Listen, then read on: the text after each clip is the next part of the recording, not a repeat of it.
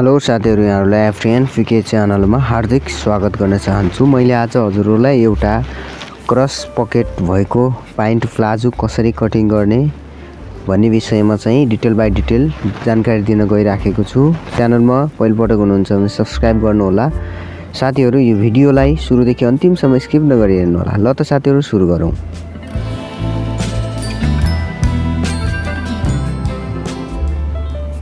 अब मैले चाहिँ यसलाई आवश्यक पर्ने कपडा चाहिँ 1 मिटर 80 सेन्टी लिएको छु, किनभने यसको साइज सानो छ। लम्बाइ यसको 30 रहेको छ, कम्मर यसको 28 इन्ची र यसको तल मोरी हुन्छ त्यो चाहिँ 11 इन्ची। अनि यस्तो 3 बटन चाहिँ हामीले यसमा राख्नु पर्ने हुन्छ सिलाइको सिलाइमा। अनि विशेष गरी मैले चाहिँ यो कटिङ गर्दाखेरि यो स्केल 2 वटा स्केल लिएको छु। यो स्केलको मद्दतबाट हामीले यसलाई चाहिँ कटिङ गर्ने छौं। अनि यसलाई चाहिँ अब यसरी मैले चाहिँ यो कपडालाई चाहिँ अरु कपडा राख्दाखेरि 4 फोल्डमा राखिन्थ्यो भने मैले यो कपडा राख्दाखेरि चाहिँ 2 फोल्डमा राखेको छु हैन।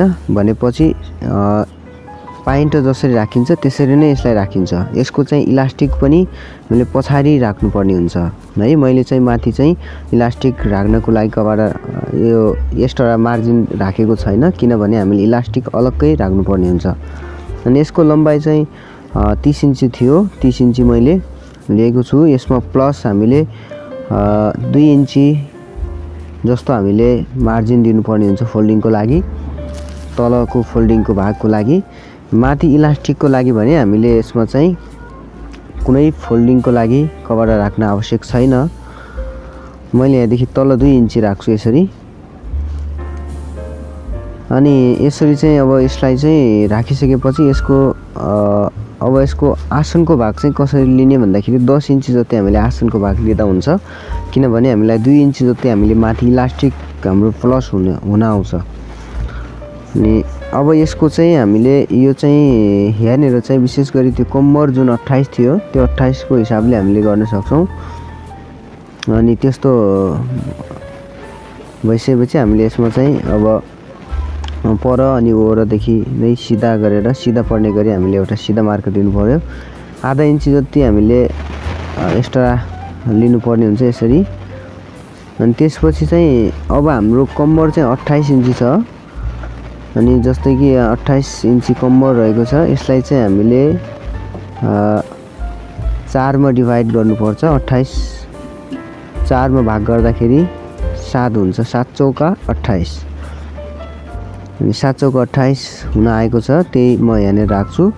त्यसपछि मैले चाहिँ 2 इन्ची जस्तो 2.5 इन्ची समथिङ 2.5 इन्ची जस्तो मैले यसमा एक्स्ट्रा लुजिङ दिन्छु। त्यसपछि बाहिर चाहिँ 1.5 इन्ची चाहिँ 1.5 इन्ची अर्को लुजिङ छोड्नु पर्ने हुन्छ जो क्रिसको भाग। अनि यहाँ चाहिँ जति छ त्यति माथि लिएर हामीले सिधा यसरी चाहिँ सिधा हामीले मार्क तान्दिनु पर्ने हुन्छ।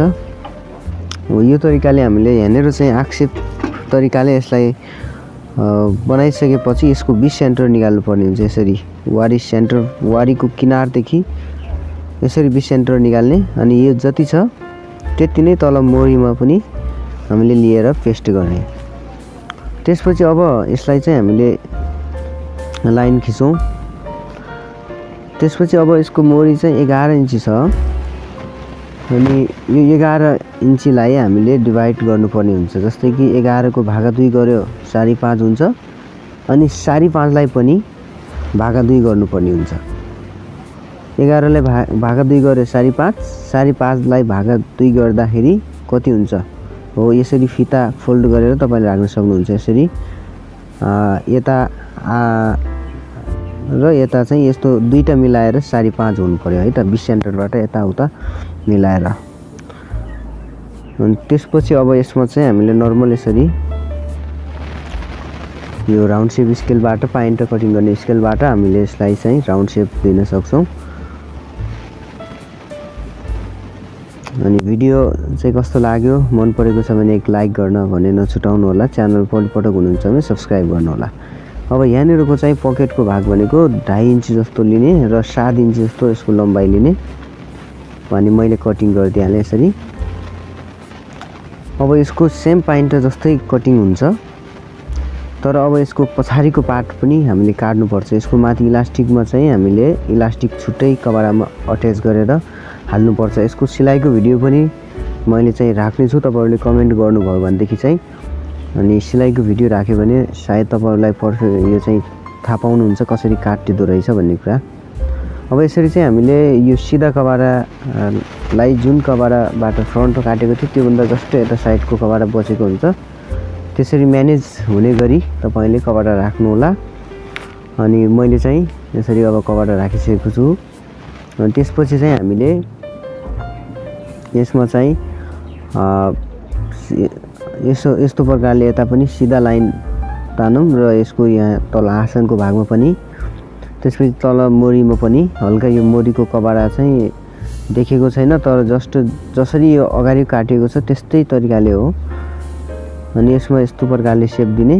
त्यसपछि यो भन्दा बाहिर चाहिँ हामीले 1 इन्ची, यहाँनेर चाहिँ हामीले 3 इन्ची जस्तो एक्स्ट्रा दिनुपर्छ, किनभने पछाडी आङमा अलि बढी हामीले लुजिङ छोड्नु पर्ने हुन्छ। अनि तलको पनि हामीले 2 इन्ची जति छोड्छौं, त्यो चाहिँ क्यामेरा खिच्दाखेरि त्यति राम्रो तरिकाले खिचेको रहेनछ। अनि त्यसमा चाहिँ तपाईले बुझ्नु होला हैन, ध्यान दिएर बुझ्नु होला। अनि तल पनि सेम त्यही तरिकाले जुन हामीले अगाडिको कटिङ गरेका थियौं त्यसरी नै कटिङ गर्न सक्नुहुन्छ यो तरिकाबाट। अब यसरी चाहिँ हामीले यसको ड्राइङ तयार गरेका छौं। त्यसपछि अब कटिङ गर्ने छौं हामी। अनि यसरी चाहिँ जम्मै यसको मैले पुरै कटिङ गरिसकेको छु साथीहरु। अनि यसरी कटिङ गरिसकेपछि देख्न सक्नुहुन्छ तलको पनि यस्तै हो, खासै त्यति फरक छैन। अनि तल चाहिँ हामीले चुट्क लगाइदियौ फोल्डिङ गर्ने भागमा। त्यसपछि अब हामीले यसको चाहिँ पकेट कटिङ गर्ने छौं। पकेट चाहिँ जुन बचेको कपडा छ त्यही कपडाबाट हामीले पकेट गर्ने छौं। यसरी चाहिँ सिधाको सिधै कपडा राखेर मैले 2 वटा पाटा छन् यसमा, यसरी फोल्ड गर्दा 4 वटा पाटा भयो। अनि यसको लम्बाइ चाहिँ मैले लगभग 12 इन्ची जस्तो लिन्छु र चौडाइ 6 इन्ची नर्मल हामीले लिने गरेको यही नै छ। यही तरिकाबाट सिम्पल तरिकाले कटिङ गर्न सकिन्छ पकेटको।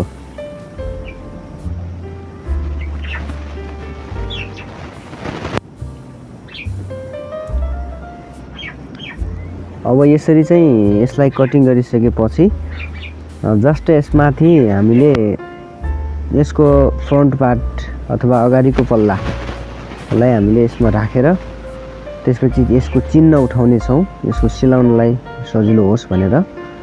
यसरी चाहिँ यो राखिसकेपछि यसमा चिन्ह उठाउनु पर्ने हुन्छ, जो बाँकी रहेको ओभर रहेको कपडा काट्नु पर्यो। यसरी चाहिँ चिन्ह उठायो भने हामीलाई सिलाउनलाई भने सजिलो हुन्छ। साथीहरु आजको भिडियो भने यति नै थियो। कस्तो लाग्यो भिडियो मन परेको छ भने लाइक गर्नु होला, यदि मेरो च्यानलमा पहिलोपटक हुनुहुन्छ भने सब्स्क्राइब गर्नु होला। फेरि आउने भिडियोमा भेट्ने छौं, तबसम्मको लागि बिदा हुने छौं। Thank you for watching this video.